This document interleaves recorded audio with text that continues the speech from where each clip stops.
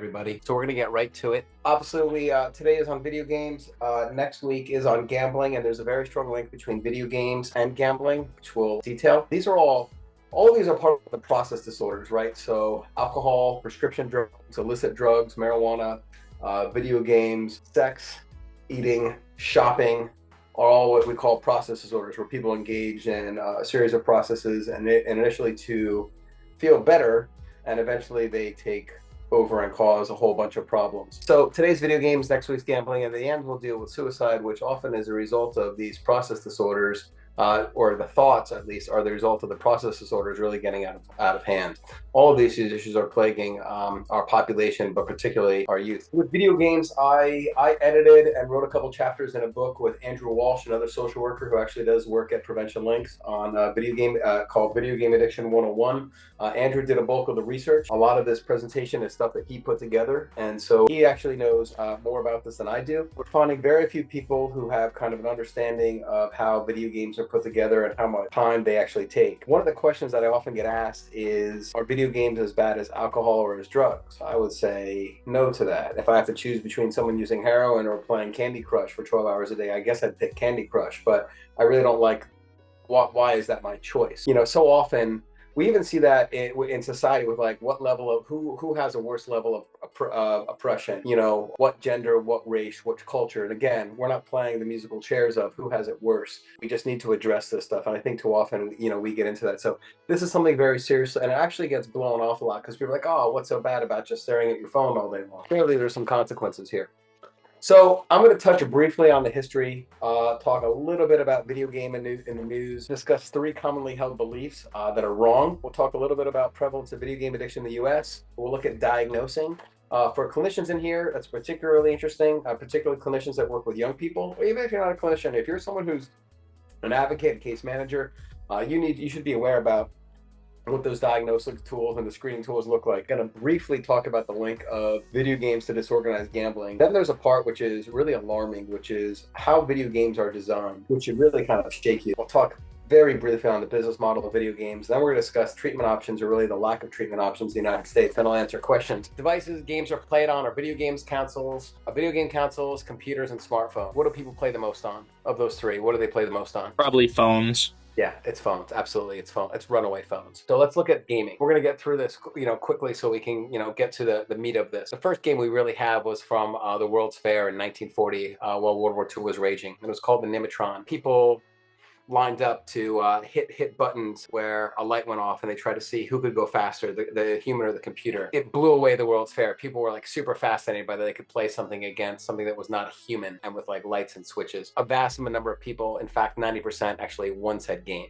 First kind of handheld game was created by this guy, Ralph Baer. He had the idea of having controls, so that's the original console or joystick, and basically it was kind of like an early version of Pong. So the idea was he hooked up those boxes there, those, you know, kind of early versions of a joystick or a controller to a computer screen. He licensed it to Magnavox, and it sold over 340,000 units in an age and a time where people were not really aware of computer screens. This picked up speed in the 1970s. Atari created Pong. For those of you who are my age, you're aware of like video game machines like this. For those of you younger, you might have seen them on TV or movies or the internet, or there's like retrocade places where they have these arcade systems out there. I think the big takeaway here was that this machine was so popular that it stopped working because it was jammed full of quarters. Everywhere it went, people were playing this all the damn time. They were just completely blown away by this new technology. So then we have the first take-home video game system. So the first take-home video game system that was sold at high levels was the Atari 2600. So you can see that you have a smaller joystick than Ralph Baer's brown box, and the games that people were that really liked playing were Space Invaders. That's the one on top, and the bottom one is Pac-Man. Over 10 million consoles were sold. So we're talking about just a massive amount, and so people no longer just could go to arcades. They could play, you know, in the comforts of their own home, hooking it up to just a common television. PC games really start in the 1970s. We see people getting personal computers a lot, both Apple and IBM-based computers in the 1980s. Obviously, they take off much, much more in the 1990s. In the 80s, they were really still used by businesses. and kind of home computer nerds, but we really start getting console and PC gaming in the 90s. The first major computer game hit was Doom. One of the first signs that adults were playing this as much or more than kids was that companies in the 1990s had to come up with policies restricting people from playing because it crashed the server. Again, we're not talking about schools. We're not talking about someone's phone. We're saying that like there's a business where people worked and people playing Doom were crashing the servers because it was taking so much early internet bandwidth. You know, so there's a bunch of other games that have come out that are multiplayer or first-person shooting, or people can kind of sign on and play with each other. June 2007, the world changed. What was the big changing thing? I was teaching Elizabeth High School. I saw it happen. Was it the addition of online servers so people could play without like being hooked up by wire, like LAN connection? Not a bad guess. Not a bad guess. But no. A new product was introduced in June of 2007. It shook the world. Was it the iPhone? Yes. Yes, it was the iPhone. It was the iPhone. It was my first year teaching at Elizabeth. My students were almost entirely from lower income strata. I was amazed when I started teaching how many kids had iPods. And then they were talking about how excited they were for the iPhone coming out. I'm like, yo, you have like no money. How are you? Like, oh, the iPhone. And it was like, you know, because like Steve Jobs had talked about it. There was, you know, early release, and then it was released wide scale in 2007. What the iPhone did was put a very powerful computer, later followed by Droid, where people could play all kinds of video games on their phone, and a new age of distraction. For those of you who work with teenagers and young adults, we can directly tie the rise of depression, anxiety, and suicidal ideation among young people to the advent of the iPhone. That is not to say that, you know, just go take your phones and smash them, because it's very difficult to survive in society now without a phone. I use phone to get directions.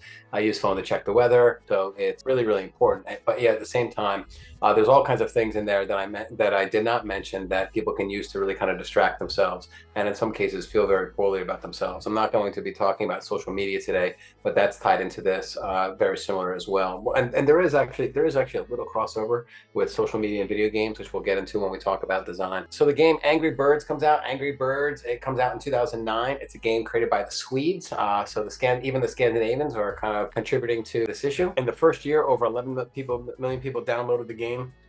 It's in the hundreds of millions now. And this was the thing that really paved the way for mobile gaming. This is a problem too, because now, this is just an outside sociological issue, is that people are more likely to get anxious and be much worse at waiting, because before, when you used to wait in line, you would just wait in line. Maybe you would talk to your friend, bring a book to read while you're in line. And now whenever people are waiting for food or for tickets or something else, it's just, let me just stare at my phone and get in there. And now what happens if you're in a situation where you can't stare at your phone? Now what do? You used to be able to kind of stand there and think in your thoughts, or look around the world, or have some communication. And so that was a big thing. And so the video games became a time to fill in the empty space while waiting for something. Candy Crush comes out in 2012. In 2014 alone, there was 245 million active users. It's free to download, but then you can buy more, you can spend more money on it later. So it's a free game, but it has lots of options to pay more. And those options are little microtransactions. We're going to talk about microtransactions in a little bit. So Candy Crush and Angry Birds was really much more popular around adults and older adults than kids. Fortnite's really the mobile gaming that captured teenagers in particular. Right before COVID, the monthly revenue from Fortnite was over $300 million. So we're not talking gross, we're talking revenue that's being pulled in after everything is paid for. It was so big actually that there were things that if you're a Star Wars fan and you weren't on Fortnite, you missed some teasers in there that were released in the video game. So this showed like the cultural impact of video games at that point. I told Andrew to research this and start writing on this book was because of the New York Times article of June of 2018, which said video game addiction tries to move from the basement to the doctor's office. I had worked with enough people in recovery at that point who had moved on from abusing drugs and alcohol to just sitting in their room and playing video games all day, that I said, you know what, this is actually something we really need to look into, because it's about to get a lot worse. And it's gotten worse each year. And it's not the PCs and it's not the consoles, although those are big deals, it's the phones. And of course, like so many other things, COVID just sent it through the stratosphere. People were not in school, they were not able to like leave their homes or do too much. And so if you were a 14-year-old kid trapped at home and you didn't have and there wasn't much things to entertain you at home, and you didn't have much family support, what did you do? You hunkered down in front of your phone or computer or a PS4 and play, whether it's a game like Minecraft or Fortnite or NBA 2K or Madden or something like that. you spent a hell of a lot of the time playing during COVID. And that has some profound effects. Term alcoholic, a lot of times when people think of alcoholic, they think about someone who looks like this. And we still today have to combat, what does someone with an alcohol problem look like? What does someone with like a drug problem look like? And the answer is, someone with an alcohol problem looks like just like you or me or anybody else. And someone with a drug problem looks like you or me or anybody else. So we think, what does someone with a video game problem look like? I've been posing this question for years. Most common answers are male, young, Asian, glasses, pimply, weird, socially awkward. And basically, video game addiction is all over the place. So let's get into some commonly held beliefs about what these things look like. Commonly held beliefs are only kids play video games and almost no girls play video games. I'm going to debunk them directly here. Because we have limited time, I don't want to get into the research about violent video games making children more aggressive, but the link is actually pretty clear on this. And so a lot of times, I get pretty concerned when politicians start getting in and saying that certain music or certain TV shows are influencing people to do one thing or another, whether it's issues on sexuality or drugs or alcohol or violence. But the link between being in a game and shooting like 200 people or stabbing someone with a knife and to people being a little bit more aggressive, fight prone, whether it's verbally or physically, is actually pretty clear at this point now. Only kids play video games. So here's the breakdown in the United States before COVID. A quarter of video games were played by people under the age of 18. A little over a quarter were played by people 18 to 35. And you get to people who are in middle adulthood, and actually they make up the smallest amount of video game players, and the people over 50 make up another quarter. So we have an almost even number across the age spectrum. When we came across this, I told Andrew to go recheck it because I said I didn't believe this. I thought for sure it was going to be like teenagers and college kids. I was completely blown away that it was 50, that the amount of people 50 and older were playing. So let's break it down by gender. We have almost even splits across age groups for males and females playing video games. We have a little bit more males as teenagers and young adults, but it's pretty much even the rest of the way. And in fact, once you get people over 45, which is really considered middle age, so Brezhnev, you got a few more years as a semi-youth. It's actually women start playing more games as they get older. How prevalent is video game addiction in the United States? Because people are like, well, what are we looking at? All the people we looked at, the person who seemed to understand this the best and who had been doing this the longest was Douglas Gentile out of Iowa State University. He is still there. He's been looking at video game addiction since the early 2000s. And then in 2009, he recognized that he really needed to do more research. He came up with a huge study that went through all 50 states to look at what does pathological gaming look like and how can we start defining it? And he's the actual one who came up with a screening tool that we're going to look at in a little bit. What he found was that 88% of survey participants participated who took part in it reported playing some video games. The average person played 3 to 4 times a week. The average amount of time playing was 13.2 hours a week, a college semester of classes. The amount of video game play increased at middle school. Only half homes in the study had rules regarding video game play. For people with kids or grandkids, one of the things you need to ask yourself is if you or your family members who have children in the house, have they put limits on video gaming? Have they said you can play from this time to this time, or you have to do this, this, and this first? There are a lot of people who use an iPad or the phone as a babysitting tool or a way to kind of distract people at restaurants. It can be exhausting and overwhelming. And so if you can buy yourself a half hour of peace or an hour of peace by giving someone a screen and they're not yelling and screaming or smashing their head, but instead they're doing that, that becomes quite intoxicating for both the person who's on the screen and for the adult who's getting some relief from this. But that has pretty big consequences. So we have gamers and non-pathological gamers. So a pathological gamer is someone who is gaming in a way that causes them harm. So pathological gamers play a long time.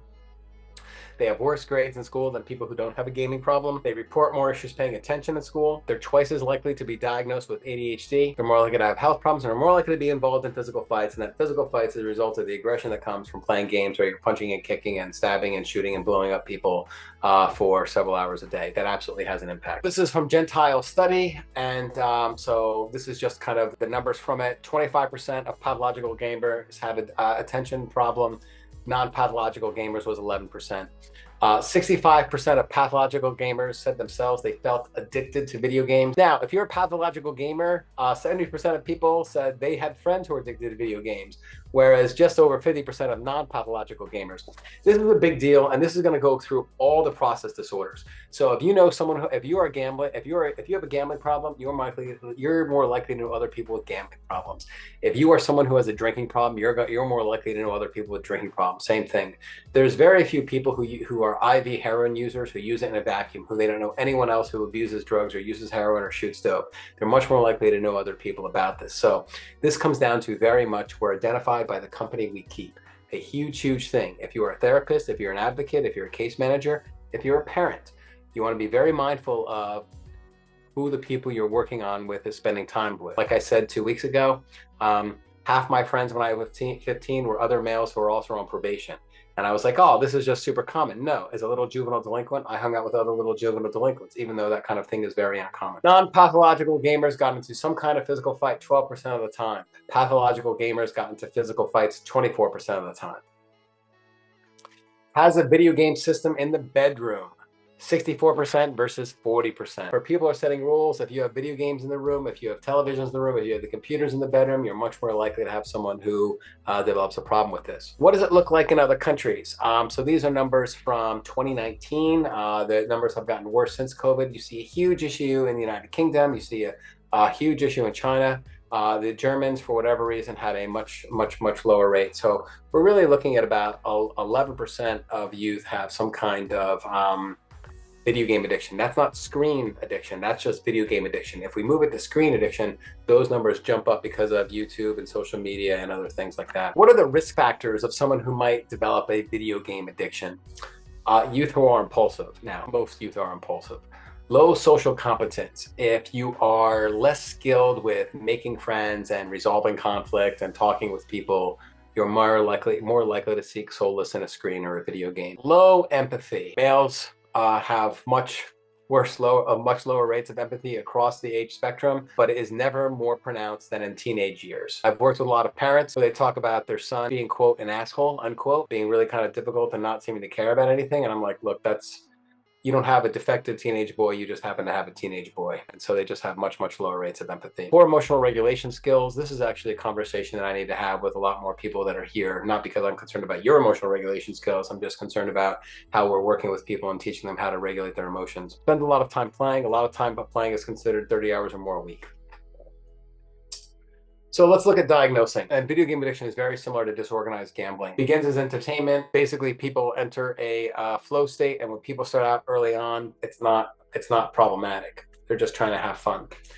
If we look at DSM-5 TR criteria, here's what we come up with. Preoccupation with video games. So people are thinking about video games even when they're not playing video games. They experience withdrawal symptoms. What are withdrawal symptoms? Could be problem sleeping, could be anxiety, could be difficulty concentrating. Those are really the big ones. Tolerance. You can play for longer periods of times. Unsuccessful attempts to control. So for those of you who are familiar with the substance misuse disorder, previous attempts to quit or cut down. So if someone says, okay, I'm only going to play till 10 o'clock tonight, and then I'm going to do some schoolwork or brush my teeth and go to bed, and 10 o'clock rolls around and they start playing till midnight, that is an unsuccessful attempt to control. Or someone says, okay, I'm going to play till midnight on Friday night, and they end up playing till 4 a.m. Saturday morning.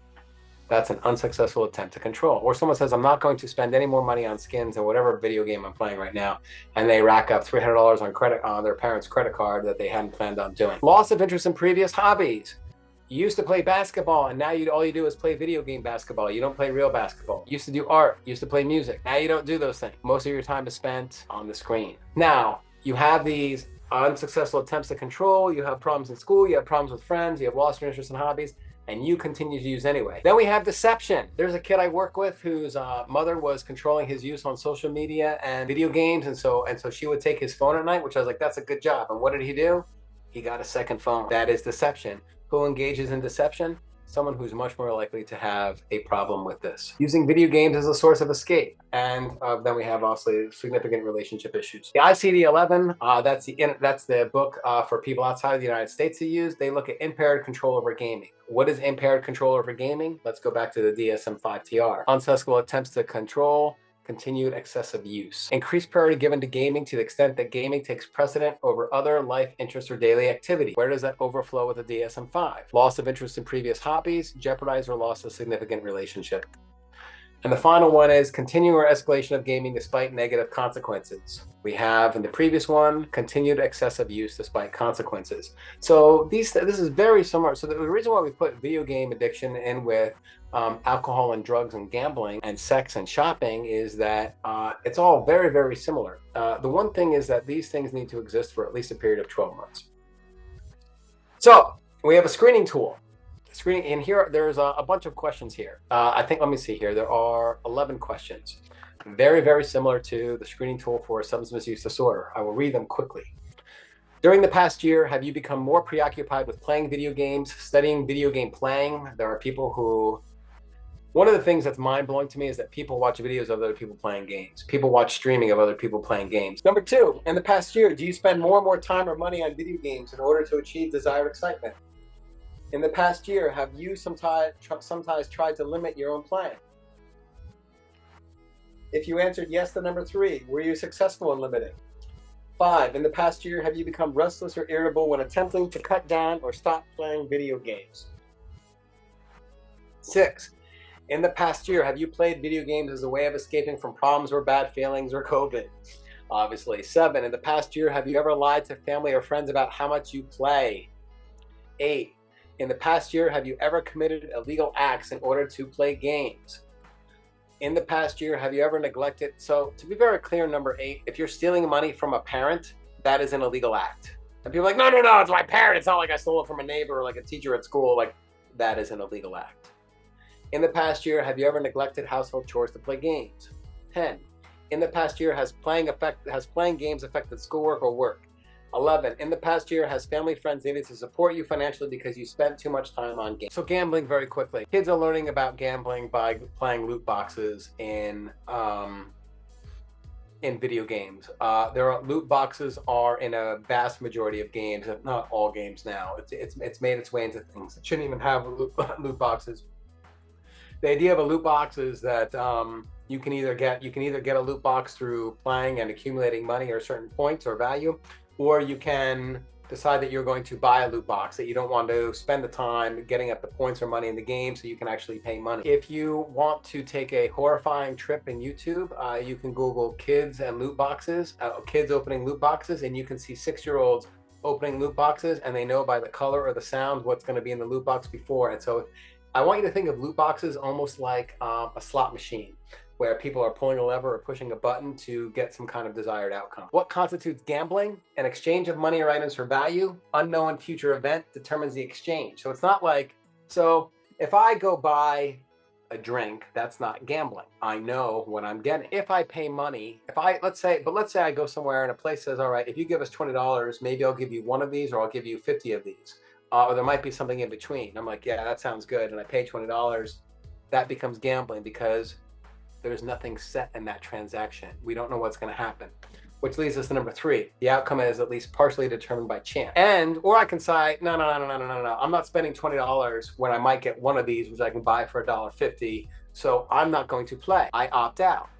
If it's possible to avoid loss through non-participation, that is gambling. This is a very famous knife. It was from Counter-Strike Offensive, and someone paid $10,000 for a knife that doesn't exist. Let me explain that correctly. Someone had this in the game, and they sold it to somebody else, so they could have it in the game, and they paid $10,000 for it. This is just like an early example. There's some products that have been sold for over $100,000 that only exist in one particular game. So loot boxes have been banned. The United Kingdom has banned them as much as they can. What they found is that kids who are playing video games with loot boxes, their gambling problems increased fourfold.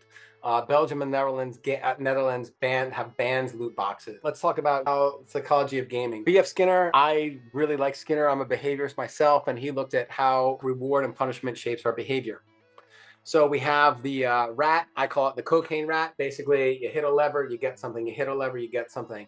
If the rat recognized that every time you hit a lever, you got something, whether it was food or whether it was cocaine, it would not hit the lever every time because it knows that I can go do this and get my reward whenever I want. What they found was that the best way to do it was variable interval. So a fixed ratio means from every Every 2 times I hit something, I get time, or every 3 times I hit something, you figure out that pattern. Or fixed interval could be every hour I get a reward. Variable interval means that you don't know when you're getting reward. Maybe you hit the lever 5 times and get a reward. Maybe you hit the lever next time 25 times. Maybe you hit the lever next time 500 times. You never know when you're getting rewarded. That is the best way to train or punish somebody, because you never know when you're going to get the reward, so you don't just follow to a pattern of how much time or how many times. So video games are designed this way, where you don't know, you're like, I should have gotten my level up right now, I should have gotten my points, and then you don't, because they figured out that it's got to be variable interval. It's brilliant. It's fantastic manipulation. So BJ Fogg built upon the technology of BF Skinner, and basically he has used behaviorism to figure out how to make apps more engaging. And so you might have a bunch of people who like a post on one social media for you, and you are not always going to get that like the moment they like it. They figured out that they dose it to you over time. So you might have a friend that likes something, but you don't see it for an hour or 3 hours. Because the idea is they want you to keep coming back to looking for the reward. Video games, better than anything else in our culture, deliver rewards to people, especially teenage boys. Teenage boys are wired to seek competency, to master our world and get better at stuff. Video games and dishing out rewards can convey to people that their competency is growing. You can get better at something by the second. If the thing you're best at is playing a video game, you are likely to keep playing that video game. And to get good at that video game, if you stop exercising or playing soccer or doing art or something else, you've just been reinforced to keep doing the game despite of everything else that you're being exposed to. I don't have time to get into the video game business model in depth. So basically, traditionally was years ago, you'd buy a game, you pay for one time, and that was it. Then we have the subscription service where you buy a game and then you pay a fee to play the game every month. That fee could be $10, $15, $20 a month. Now we have freemium, where you get a free game, and then if you want to do more, you have to pay.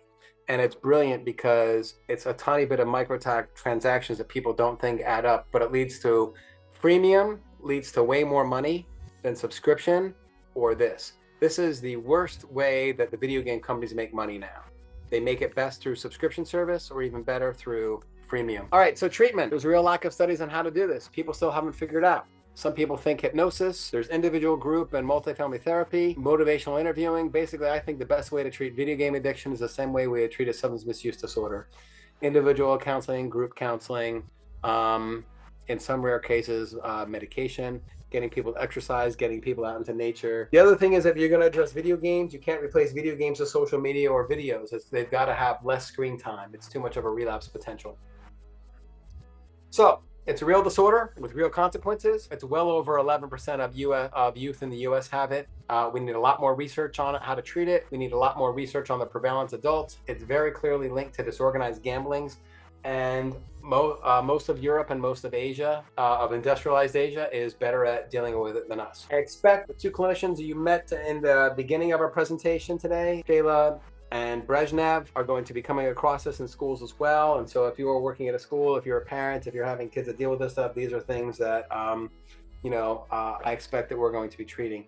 One of the things is that I really want people thinking about their own use of gaming and people around them in their life, and kind of look at those things and think about the criteria. One of the big things when we look at any kind of process disorder is going to be denial. People are going to be pre-contemplation. This is normal. It's okay. Other people do this. I can make this work.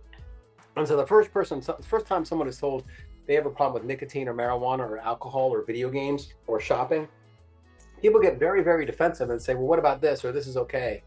And it's part of our job to point out to people that, well, let's take a look at the consequences you're experiencing. And so again, whenever I teach these things, sometimes we're going to go through some dual processing. We might recognize, as a couple of people here have, like, I've done this to excess and now, or in the past, or whatever else. And that, or you might be thinking about a child or grandchild you have, or, some other kid you care about that's engaged in this, or some other young adult or older adult that engages in this. And what does that look like? Questions, comments, concerns? Frank, a little bit of devil's advocate, especially us as clinicians, we know that there's correlation doesn't necessarily mean causation. So earlier you didn't dive too deeply into it, but you spoke to the relationship between like first-person shooters and violence. So could you speak a little bit more on that if you can? Yeah, so when we say there's a relationship, it does not mean that if you play a shooting game that you're more likely to kill somebody. What we found, though, is that people who act out violently, and we're not just talking about people who are shooting up high schools and killing people, or even someone who kills her friend with a gun, we're we're talking about people who are more likely to hit their brother or sister, or hit their friend, or have acting out in school. They have much higher rates of violent video game play. It's just being exposed to images. And again, this is not just video games. This is also, it could also be movies and television as well. As that, if you're, in the course, so the average American between the ages of like 5 and 18, they're exposed to like 100,000 violent acts on television and movies. You think about like someone smashing someone to a car, pulling a gun on someone, shooting someone, punching someone in the face. I mean, it's very hard. Like I would imagine that there's so many shows on Netflix and Disney, Hulu, and Amazon, whatever else, where it's just like hundreds of violent acts per episode, over and over and over and over again, and we become kind of blunted to them. There's people who understand this much better. This is just kind of like a survey view of what stuff looks like. But there's people who can talk about video game addiction and the linkage to violence and screen addiction and social media problems much more than I can. This is, I'm just kind of really a tourist in those areas. But those things are very, very clear to me. And I want to, as for people who are working in substance misuse, there are a lot of people who stop their substance misuse or cut down, and they really act out through video games or social media. And so what we're doing is we're just playing whack-a-mole. We're replacing one problem with another. Now, again, you're choosing, if I have to choose between IV heroin use and playing Fortnite, I guess I'm going to choose to play Fortnite. But someone playing Fortnite, 40 hours a week, that doesn't feel much of a life like to me either. And so it's just stuff we need to look at. Brezhnev, thank you for the introduction. Shayla, thank you for organizing this and bringing everybody in. Okay, thank you all very much. I will see a bunch of you in a week.